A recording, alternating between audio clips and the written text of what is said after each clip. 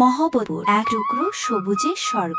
বাংলার প্রকৃতি যেন তার রূপ সৌন্দর্যের মাধুর্য ঢেলে দিয়েছে ছোট গ্রাম মহবতপুরে। এই গ্রামে পা রাখলেই চোখে পড়ে অপরিসীম সবুজের মোহনীয় দৃশ্য। গ্রামের প্রকৃতি, খোলা মাঠ, নদীর কলতান আর বিশাল বটগাছ যেন এক অপার শীতল প্রশান্তির প্রতিচিত্র। মহবতপুরের অন্যতম আকর্ষণ হলো তার সবুজাবু পরিবেশ। বিশাল মাঠের পাশে দাঁড়িয়ে আছে শতবর্ষী তেঁতুল গাছ, যার ছায়ায় ক্লান্ত পথিক একটু বিশ্রাম নেয়। মাঠে শিশু কিশোরদের হাসি, দৌড়াদৌড়ি আর খেলাধুলার দৃশ্য যেন প্রাণবন্ত একটি চিত্রকল্প তৈরি করে। গ্রামের পাশ দিয়ে বয়ে গেছে এটি সরল নদী। নদীর জলে সূর্যের আলো প্রতিফলিত হয়ে এক সোনালী দীপ্তি ছড়িয়ে দেয়। শীতল বাতাস নদীর জল ছুঁয়ে এনে দেয় প্রশান্তির পরশ। গোধূলির সময় নদীর পাড়ে বসে সূর্যাস্ত দেখার আনন্দই যেন আলাদা। গ্রামের মধ্যেই আছে এক বিশাল বটগাছ, যা সময়ে সাক্ষী হয়ে আজও দাঁড়িয়ে আছে। এই গাছের শেকড়ে বসে